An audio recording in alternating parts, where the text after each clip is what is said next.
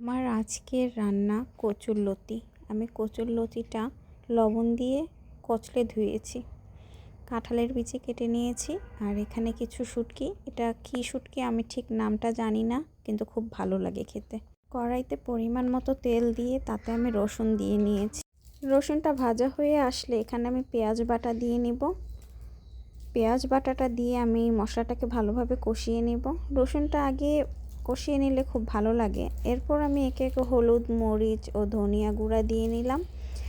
মশলাটাকে আমি ভালোভাবে কষিয়ে নেব। এই মশলাটা যত বেশি কষানো হয় বা ভাজা হয় তত বেশি রান্নাটার মজা হয়। মশলা কষানো শেষ, এখানে শুটকিগুলো দিয়ে নিব, দিয়ে একটু নেড়েচেড়ে নিব। এখানে আমি কয়েক কোয়া রসুন দিয়ে নিব। এই রসুনটা রান্নার টেস্টটা একটু বাড়িয়ে দিবে। শুটকিতে যেহেতু রসুন ভালো লাগে তাই রসুনটা দেওয়া যায়।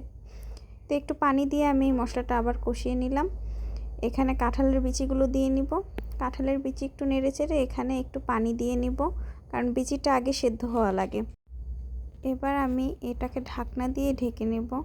ঢাকনা তুললে দেখা যাবে পানিটা শুকিয়ে আসছে। এখন এখানে আমি কচুরলতিগুলো দিয়ে নিব। কচুরলতি দিয়ে একটু হালকা করে নেড়ে দিয়ে আবার আমি এটা ঢাকনা দিয়ে ঢেকে দিলাম। ঢাকনা তুললে দেখা যাবে এই লতিটার পানিটা শুকিয়ে আসছে এবং লতিটা একটু ভাজা ভাজা হয়েছে। এখন আমি পরিমাণ মতো পানি দিয়ে নিব। আমি লবণ দিয়ে নিব। লবণটা আগে দিলে কচুরলতিটা সেদ্ধ হয়ে ভেঙে যায়। হয়ে গেল আমার কচুরলতি রান্না। কেমন হলো আমার কচুরলতি রান্না? আপনাদের যদি ভালো লেগে থাকে আপনারাও রান্নাটা ট্রাই করে দেখতে পারেন। ধন্যবাদ।